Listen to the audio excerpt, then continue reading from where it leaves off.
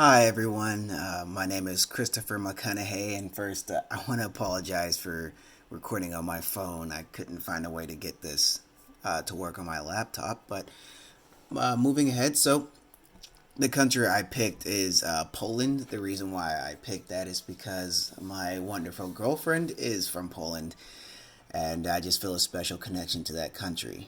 Okay, so the key indicators for the economy that I picked were unemployment, GDP, inflation, and specifically the consumer price index, or rather, more broadly, the consumer price index. Um, so, actually, overall, in terms of European countries, Poland is the sixth largest economy, and it was one of the least hard hit by COVID. Not saying that it wasn't affected, it was affected in a big way. It was just in terms of, in relation to other countries in Europe, in the EU specifically, it wasn't hit as hard. So, moving on ahead, the unemployment rate in Poland is usually pretty low. So compared to the U.S., currently the U.S. has about a reported 8% unemployment rate, and Poland has a currently a 3.2% unemployment rate. So that means that of the entire labor force of Poland, only 3.2% of people are unemployed, and this is after COVID has happened.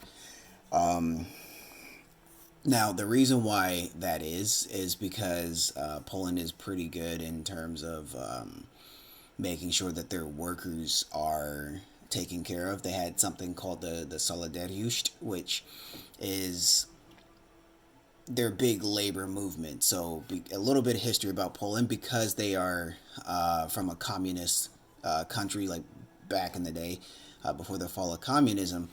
There's this idea that everyone is already equal. And then once things became more privatized, a lot of people who had power and influence already just snatched everything up. So they had to focus more so on making sure the workers had rights versus, man versus woman, or religious people have different rights.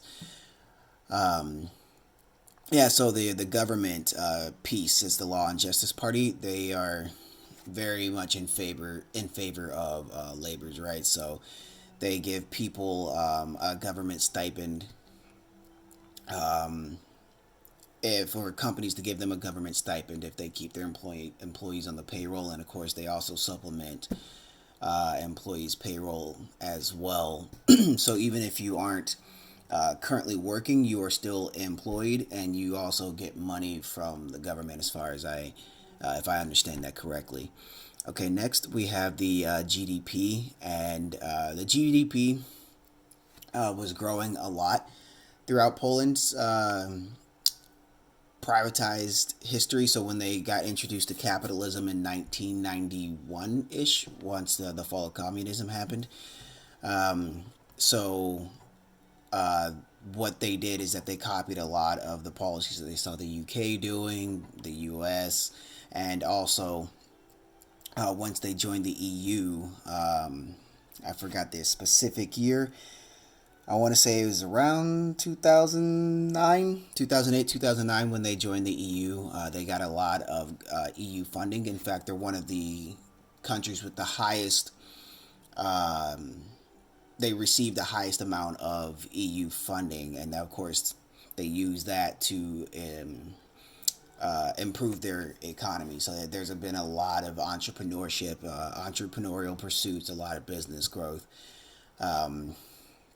But recently, because of COVID, and the government piece, the Law and Justice Party, because they didn't really take too many precautions to ensure people's safety. They didn't close anything down. They didn't have really any mandates. They didn't force people to wear a mask until it got really, really bad. I would say it was second quarter of 2020, and that's when we see here that there was an 8% drop in the overall GDP from the quarter four of 2019 to quarter one of 2020.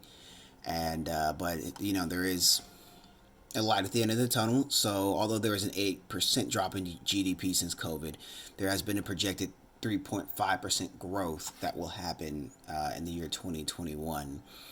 And so next, going into inflation.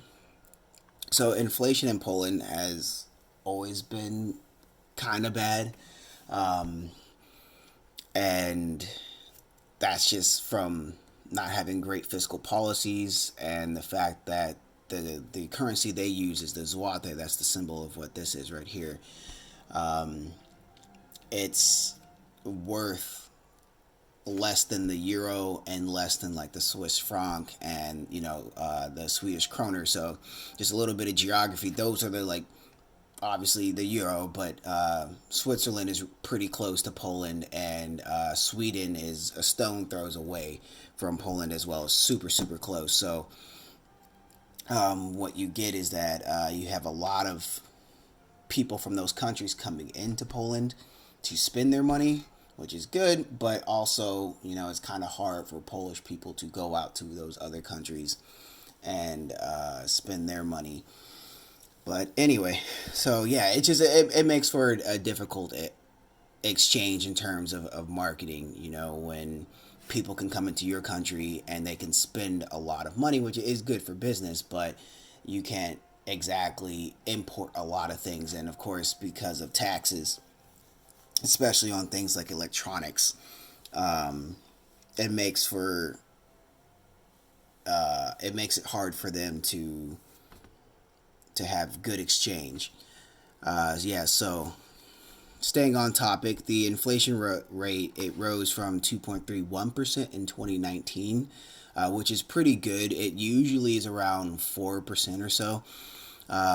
But then, yeah, once COVID hit, it rose to 3.2% in 2020, and then it was getting back to its high levels of 4.3% in April. But the projection is that it's going to be going down. And then, lastly, probably the consumer price index. So, the cost of food specifically uh, rose to 4.8% from 2016, back when the economy was pretty strong, to 2020. And but on the other side, energy, so gas and oil, that saw a 0.6% drop from 2016 to 2020. And this is just my best educated guess, but it's really close to Russia, and Russia is the one of the main sources of liquid natural gas for all of the EU. And so, because of Poland's proximity to Russia, it never really had too much of an issue of getting any of that natural energy. So yeah, that concludes my infographic presentation on Poland and its economic indicators pre and post COVID. So I hope you learned something new, and I know I did. This is actually a pretty fun project, surprisingly fun. All right, take care, and hope everyone does well in their finals.